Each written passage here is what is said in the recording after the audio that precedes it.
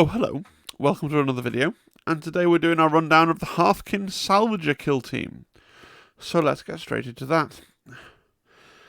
So, they have access to Recon and Security. Recon's a really good deck. Most people regard it as the best deck in the game, but this is a team of dwarves with little stubby legs, so they've all got a move of 2 circle. Now, they do have one model that's very mobile. We'll get into that later. I'm not desperately sure Recon's the biggest fit for them, though. So maybe you want to try a hand at Security. Not many people playing Security these days, but it's difficult. It's difficult. We'll get into it more when we look at the jump pack guy, because arguably you can use him to do a lot of the Recon stuff, but do you really want to be relying on one model to score like your Tac Ops? I'm not sure. As far as your operatives go, you have a lot of options. It's one of these teams where you've really got to decide what not to take, right? The Thane is interesting. He's a bit of a throwback to the kind of early days of the kill team design philosophy in that he can just freely choose from all of his weapon options. So he's not got the strongest pistol paired up with the weakest melee option, for example.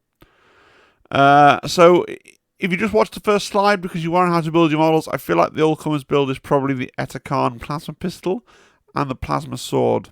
But I also think it's actually quite tight as to what you take, and we'll go through that in more detail when we look at the Thane's miniatures. And then from the remaining kind of set, you've got 11 possible options, and you've got to pick 9 of them. So the question you've got to ask yourself is which 2 gunners are you going to go with, and which 2 specialists are you going to drop? My probably very stupid gut reaction is that you want to take the plasma beamer and the missile launcher. I'd probably drop the Cognitar and the Grenadier. I know that people haven't seen the data sheets yet, saying, "Oh, drop the Grenadier." Sounds wrong, but we'll get to it. The Grenadier is just not that, to my mind, not that good. And then you've got a further choice on most of your operatives, or on rather, it says here the ones marked with the star, which is basically all the support operatives. So the Kinlink, the Cognitar, the Locktar, the Lugger, and the basic warrior, who you're never going to take. But on the Kinlink, the Cognitar, the Locktar, and the Lugger, you have to choose between the Autok Pattern Bolter and the Ion Blaster. So these are bolters. The Autok Pattern Bolter has Ceaseless. The Ion Blaster has P1. I feel like Ceaseless is probably better mathematically, but there are other ways to get rerolls in the game. There are Ploys and things that they have. There's rerolling dice. P1's just quite rare, so I think I'd probably go for the P1 myself, but I'm sure somebody with a spreadsheet is going to come and tell me which is the best one out of those 2. But I in an ideal world, if you were going to go really, really deep into Hearthkyn and you were going to buy basically an entire Leagues of Votan army and roster deep, then maybe against, so you take the P1 guns, and then against Harlequins, you'd swap them out for the ones with the Ceaseless guns, or because they all have invulnerable saves, things like that. But I think in general, P1 is where you want to be. We'll look at the abilities. So allegedly they have 2 abilities. They have Steady Advance, so they can ignore any and all modifiers to the movement characteristic, although their movement characteristic can't be modified to less than 2 circle, even if they're injured. And okay, with one exception, so it doesn't do nothing. It does actually protect the jetpack guy from losing his 3 circle move when he's injured, I guess. But that could easily have been a special rule for the jetpack guy. It barely does anything otherwise, so yeah. Their main special ability is Grudge, so let's read Grudge. Each time an enemy operative incapacitates a friendly Hearthkyn Salvager operative, that enemy operative gains a Grudge token. Each time a friendly Hearthkyn Salvager operative fights in combat or makes a shooting attack against an enemy operative, in the roll attack dice step of that combat or shooting attack, for each Grudge token that the enemy operative has, you can retain one of your successful normal hits as a critical instead. So free crits against people that have previously killed one of your models is nice. One of the things, it's quite a strong ability, but one of the things I don't like about it, I guess, is it's a very passive. You can't really do anything to make this happen. You're not going to knowingly send your model to die so that someone will have a Grudge token. So it's like a passive boost. If you're not doing so well, at least you're going to have a sort of catch-up mechanic almost. It's okay as abilities go. I like abilities like faith points or elite points or something that gives you an extra little thing to decide what you're doing with. And in fairness, there are lots of other abilities, the bloodied tokens. There are lots of abilities where you even the chaos mutants mutating, you got to choose when to mutate them. There's really nothing for the player to interact with here. Grudge tokens just kind of happen and provide a buff, but you can't really super plan for them. With one exception, we'll look at that now. So here's the Thane. So as I just sort of said, the Thane does actually interact with the Grudge mechanic in that he can select an enemy operative visible to him to gain a Grudge token. So he can place a Grudge token down additionally to the whole deal of people having killed your dudes.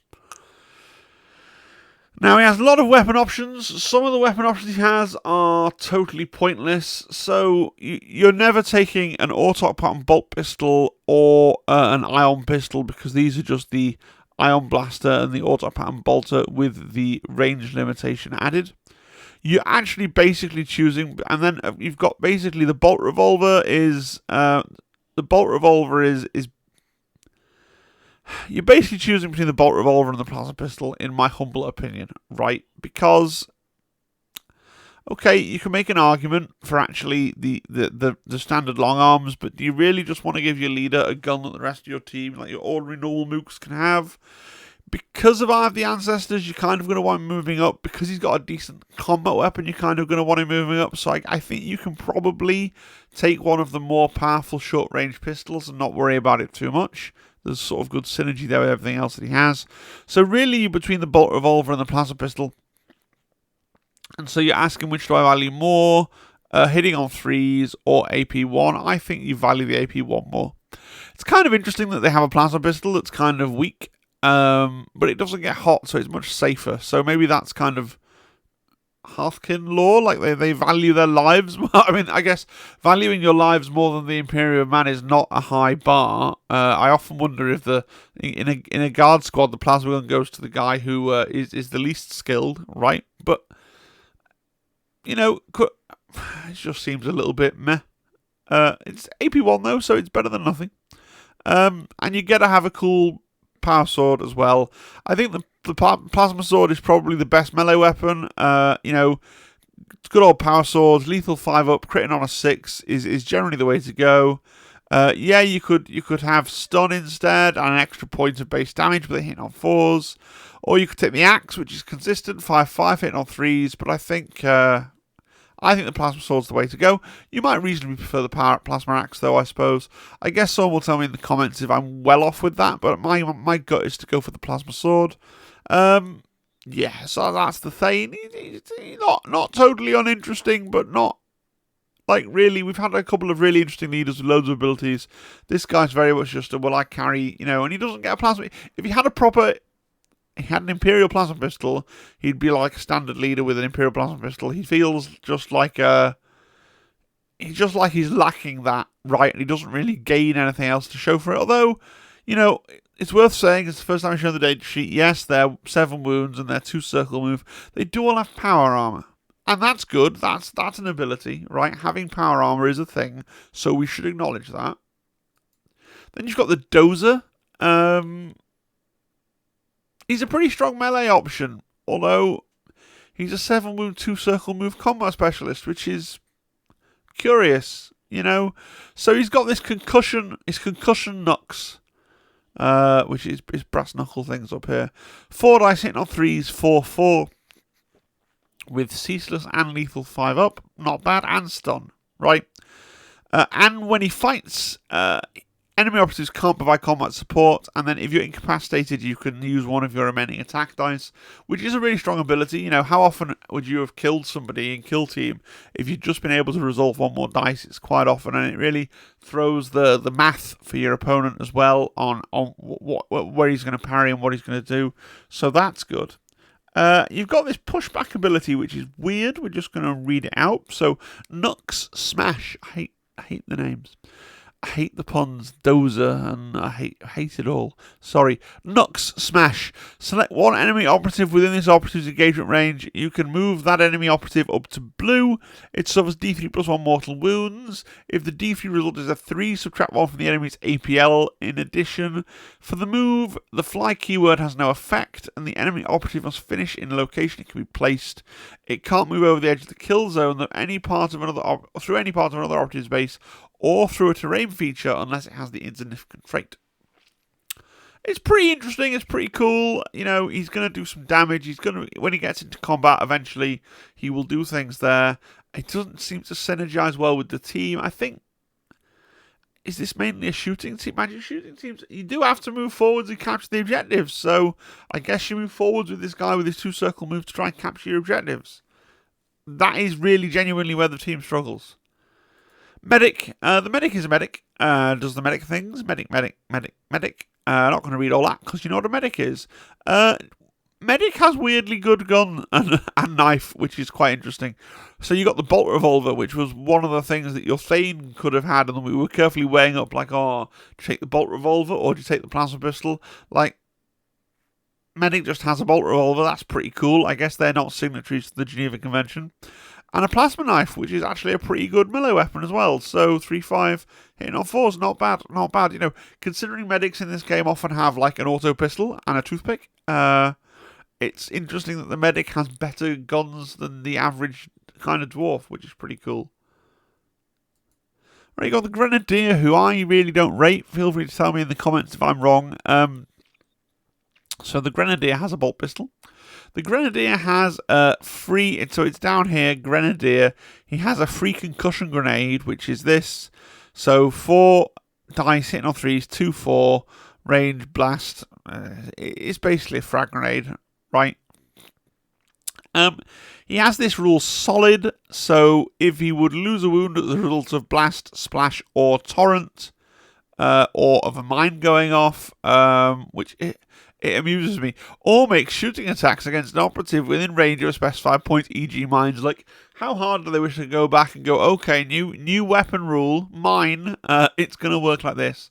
I really think we'll you know, in a year or so, we'll get a new version of Kill Team, which hopefully will be a minor upgrade, a minor tidy up, and we'll get things like a standard rule for mines.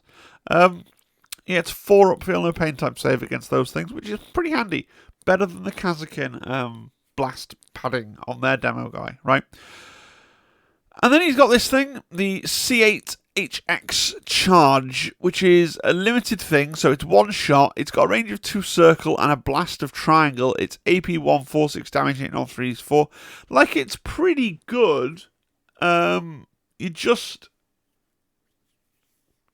gonna struggle to hit anybody with that blast of triangle, because they're going to see this little dwarf waddling up to them and they're going to be like, oh yes, that's the Grenadier and he's got that blast crack grenade, hasn't he?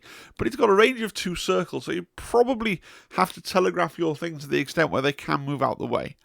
So I don't really rate it. Yeah, a crack grenade is a crack grenade is a crack grenade. And to be clear, you don't have crack grenades in your equipment list, so this is the only way to get one. And maybe you find on balance you need this for the killing power, but I just don't rate it. And then he's got this 3-ray utility grenade, which I'm going to have to read, even though it's like a whole telephone directory of a rule. So, for 1 AP, place a utility grenade token within red of this operative, and then select one of the following effects to last to the end of the turning point. It costs an additional circle to move within blue of your utility grenade token. If they don't have sufficient movement remaining, they cannot move within blue of it. If they begin that move within blue of it, circle must be subtracted first. While an operative is within blue of your utility grenade token, its ranged weapons gain the range red special rule.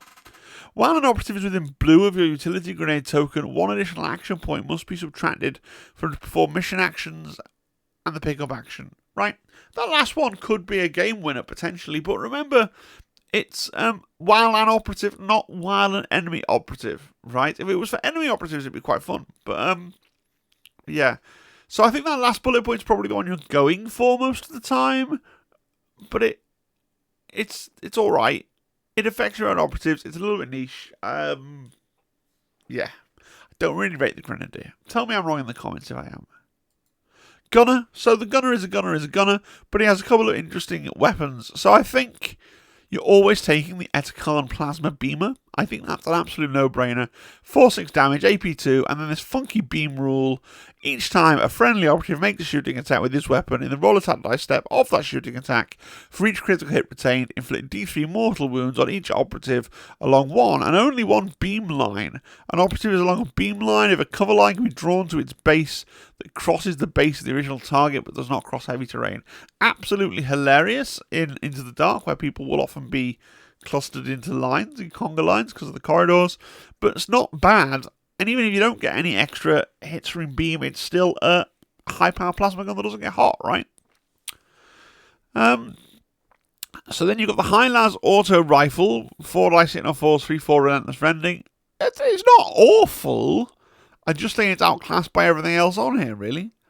The High-Las Rotary Cannon, 6 dice hitting on 4s, 3/5, Ceaseless Fusillade Heavy and Scan. So this is both a really good and a not so good thing. It's not so good because it has heavy, and I, like a lot of people, will kind of say, well, things with heavy generally aren't worth it if you've got a choice of something without heavy. But it does have a good profile. Let's look at this scan rule. So each time this operative makes a shooting attack with this weapon, enemy operatives are not obscured for that shooting attack.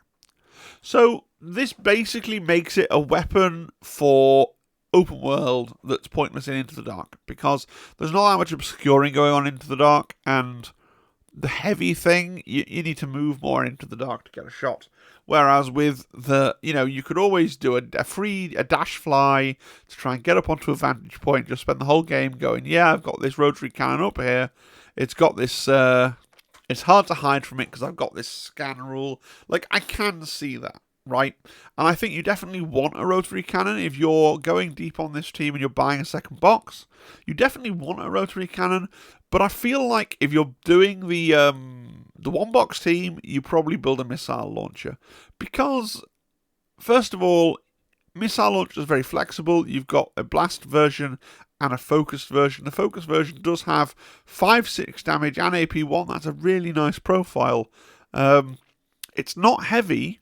It's the choice for Into the Dark over the High-Las every day of the week, because if you've got the chance to do the blast version, which is 3/5 blast and lethal 5-up, remember, in Into the Dark, like, that is certainly an option. And if you need to, because you're playing against elites, you've got an AP1 version as well, which is great. The Magna Rail Rifle seems appealing, but it's got unwieldy. Like, must we? I mean, if you really, really are against elites and you really, really feel like I want to take 2 AP2 guns, then you could do the Plasma Beamer and the Magna Rifle against, intercessors, if that was really what you felt you needed to do. But unwieldy is just really hard to play around. So I think they all have their uses, apart from potentially the Auto Rifle. I think is just outclassed by everything on here. But I would go for the Plasma Beamer and the Missile Launcher in a one-box team myself. Again, disagree with me, feel free, and that's what the comments are for. The Jump Pack Warrior. So just notice up here, one of his biggest special rules, I guess, is that he has a move of 3 circle, unlike the rest of his kin. He has a Plasma Axe, which is not bad, hitting on 3's 5/5 damage. When he charges, his Plasma Axe gains Brutal, which is even better. He has Fly, which is great. He can perform a boost to move 2 red in a straight line instead of its movement characteristic, which is pretty good.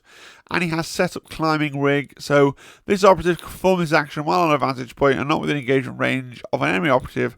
Place a Climbing Rig token within triangle of this operative until the end of the battle. Friendly operatives are treated as being equipped with climbing equipment within 1 inch horizontally and any distance vertically of, I assume that has this token. These aren't my scans, somebody dropped them in the Discord, so I'm not sure what's going on here, but I assume that's of this token. Honestly, the climbing rig thing is cute. The main reason you're taking this guy is to zoom up the board, and it lets you consider the recon deck, right? Which is possibly enough of a reason to take this guy in the team, because the recon deck is otherwise pretty easy to score, so perhaps you want to take the pretty easy to score guy to do recon with. Not sure. The Kinlink. So it's a comlink. You have the standard and lame. Yeah, I've been ruined by Hearthkyn. You have the standard and lame comlink, right? So you need to be both within red and have visibility to pass on an APL. But to make up for the standard and lame comlink, you have the System Jam, which is really, really nice as an ability.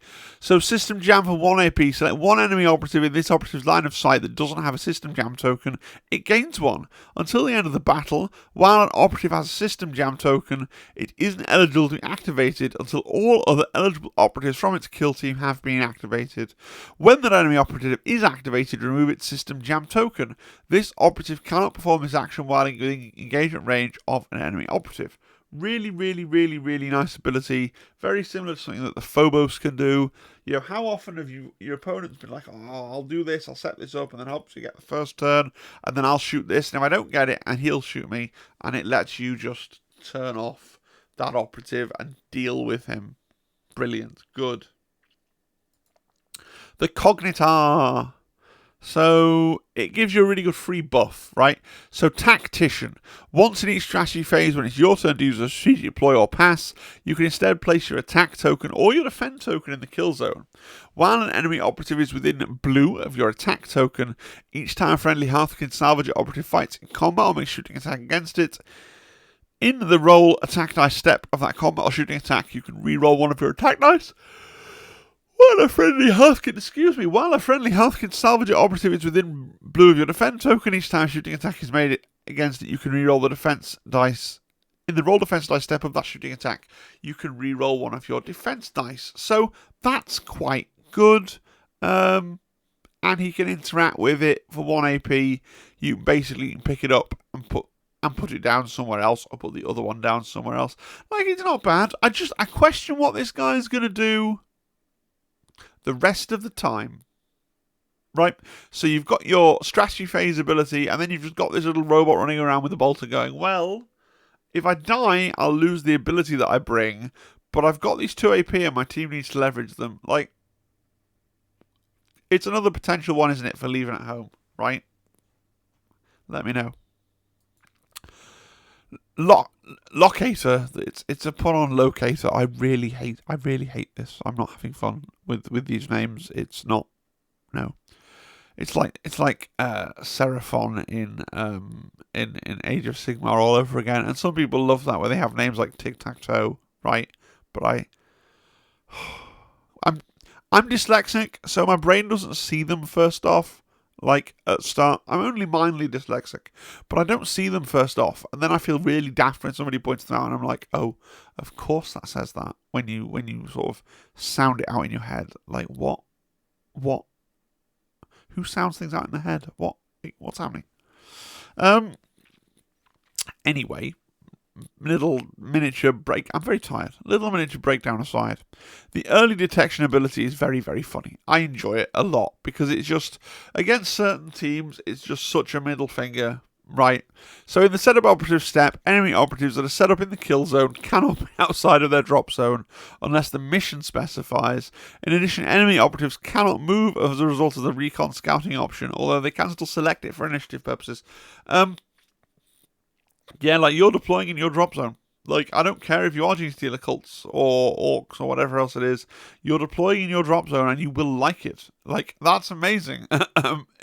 Just because people are going to have, like, you're going to get run into, like, Genestealer cult players or orc players or whatever it is, even Necrons. You know, loads of teams that have forward deploys.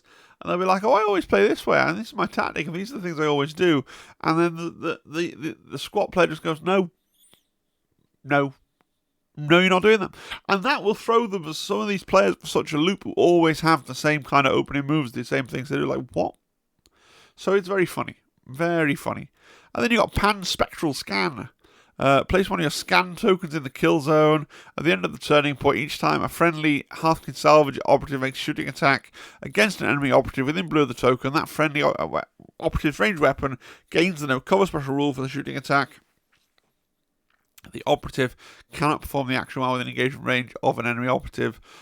You're like a lame version of the Hearthkyn Recon Trooper, who also has a pretty lame ability. Like, you're taking these models to do their start of the game things, and then you're running around with your bolter and seeing what you can accomplish, right? Good. Next. Lugger. The Lugger's the nicest model of the set, right? And 5 extra equipment points, which is quite cool. And he's an action monkey, so he can do a pickup or a mission action for 1 less action point to a minimum of 0, so that's really good. He also has this weirdo ability called re-equip that I flat out do not rate. So you get to reselect the weapon options of one Hearthkyn Salvager operative visible to and within an inch of the operative, so you can change what your Thane or your Gunner is equipped with, or you can swap your models between the Ion Blaster and the Automax and Bolter if you really want to, which there might be a niche case when you want to do that. I mean, it could be funny to have a gunner with a gun, and then at some point in turn 3 go, you know what? I've got a shot with the heavy gun that doesn't count as obscuring.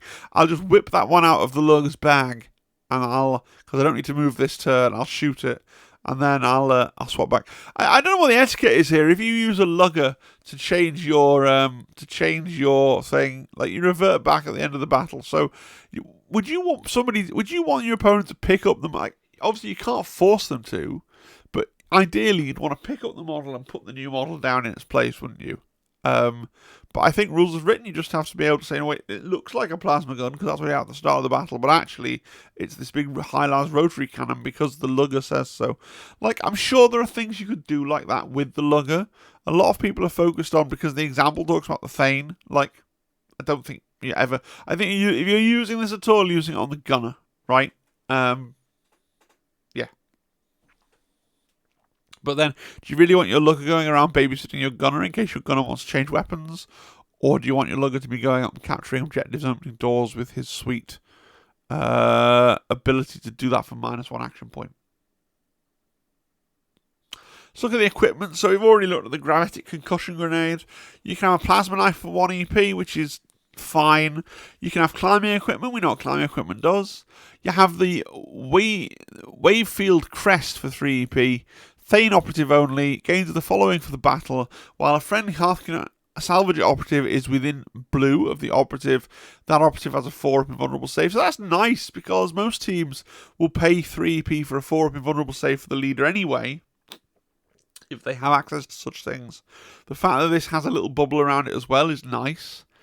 Excavation Tool is a cool thing.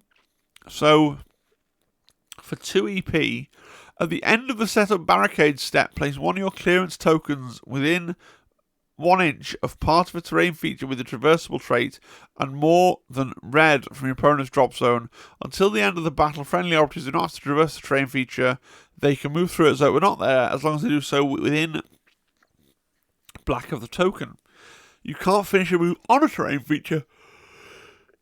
You can select this item of equipment no more than 3 times for the battle. I think that's really good. I mean, how many times have you been kind of ended up being fenced in deployment zone by a stupid Octarius light wall, which looked like a good thing at the time, and then you try and leave, and you're like, now I have to go around this. It's take me 1,000,000 years. Auto Calibrator for 1 EP. Select one of the operative ranged weapons. Each time the operative makes a shooting attack with that weapon during the battle, you can ignore any or all modifiers to its ballistic skill. Not bad. I think you take the Wayfield Crest. I think then you're going to take, on open board, a mix of excavation tools and climbing equipment, depending on... I mean, you can take...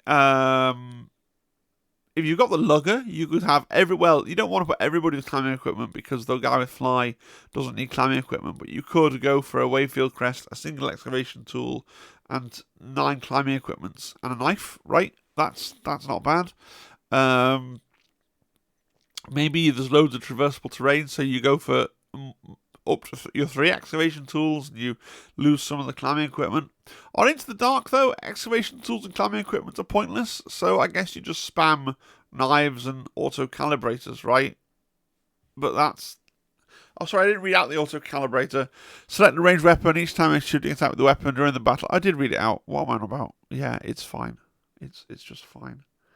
Let's look at the ploys. So, need keeps. Select one objective marker until the end of the turning point. When determining control of that objective marker, treat the total APL of friendly Hearthkyn Salvager operatives as being 1 higher.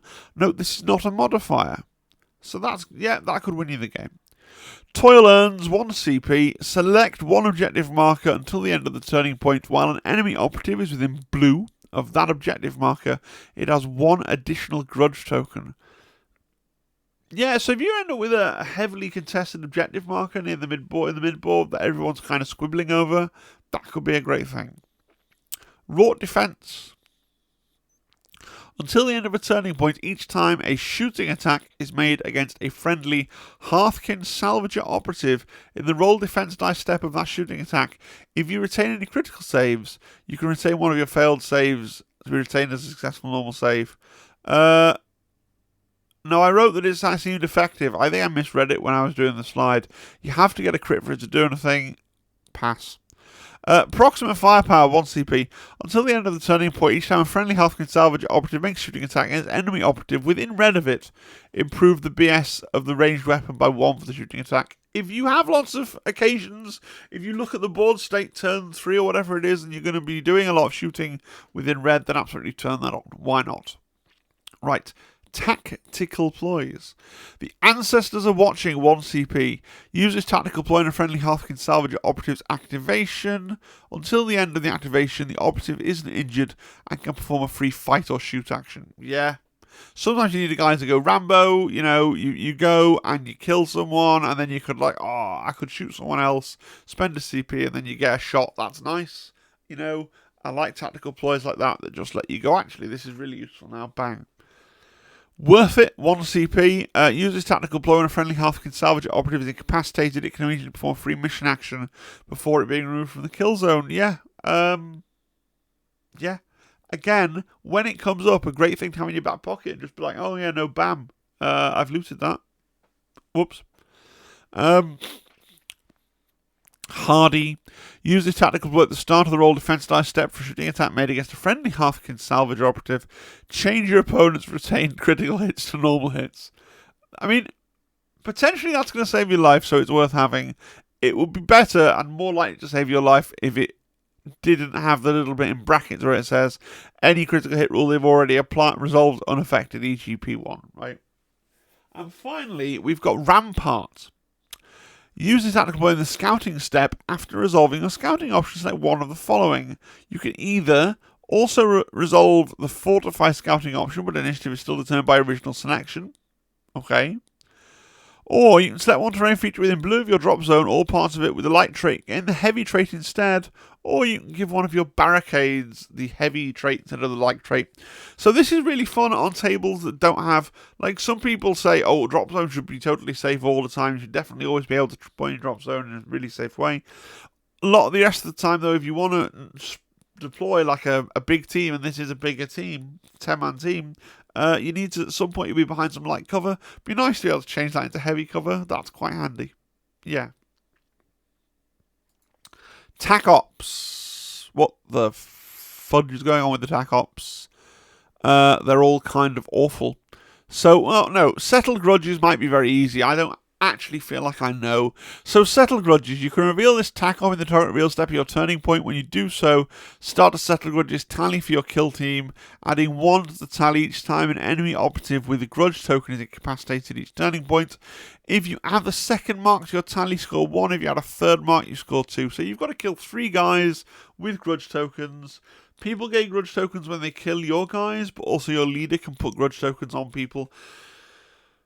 I don't know how scoreable that is. I feel like I don't have a good read on it because I haven't played this team. The other 2 look turbo bad, though. I'll read them out for completeness. Excavate. Reveal this Tac Op when a friendly operative performs the excavate option see below at the end of the battle. If you control your excavation token, you get a VP. If you're carrying it, you get an extra VP. Excavate is 2 AP, which is my main problem with it. An operative can perform this action while it controls an objective marker that is more than red from your drop zone. If it does so, place your excavation token on the centre of the objective marker.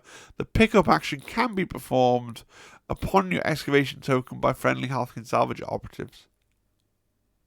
So you've got to min out your deployment zone, you've got to spend 2 EP to excavate, then you've got to get someone over there to pick it up. You're just doing a lot. Right. If the friendly operative is equipped with an excavation tool, the excavate action costs 1 less action point. Okay, fine. So if you have the excavation tool, then the excavate action costs 1 less action point. It's a minimum of 0, not cumulative with the Lugger operatives. I've got its ability. If it's not cumulative with the Lugger operative, I've got it ability. How is it ever going down to 0? But never mind.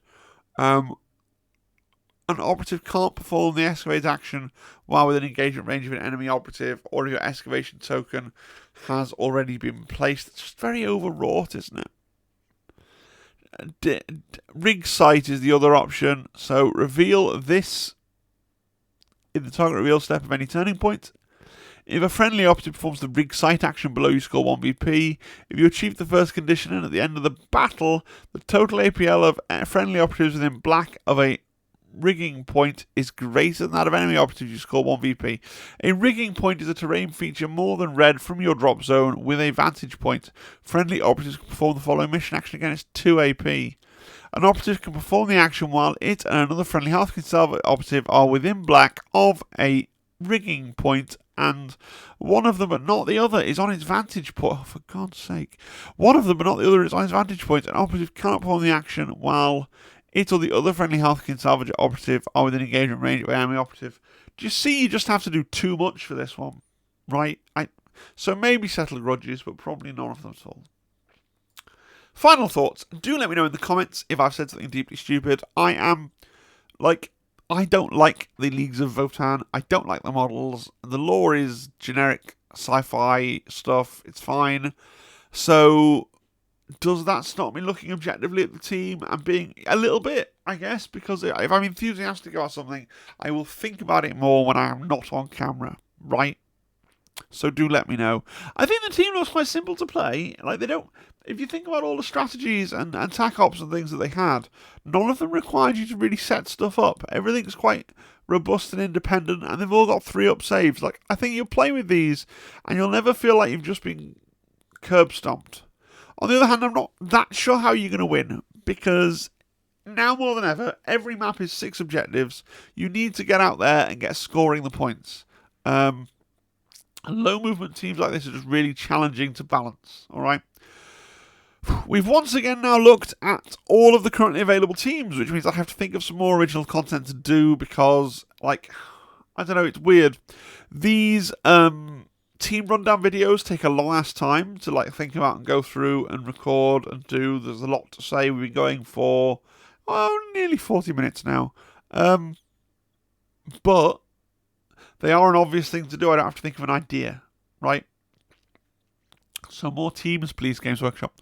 Just to remind you, I did say it on the Discord, there is no live stream on Tuesday, so that's this week. That's if you're watching this when this goes up. So that's Tuesday the 30th. There's no live stream because I'm not at home. I'm away in the half-term holidays. And then towards the end of the week, Thursday, maybe Wednesday evening, maybe Thursday evening, maybe Friday, I should finally have my Ashes of Faith box by then. So some hobby content around that will be coming for you then, right?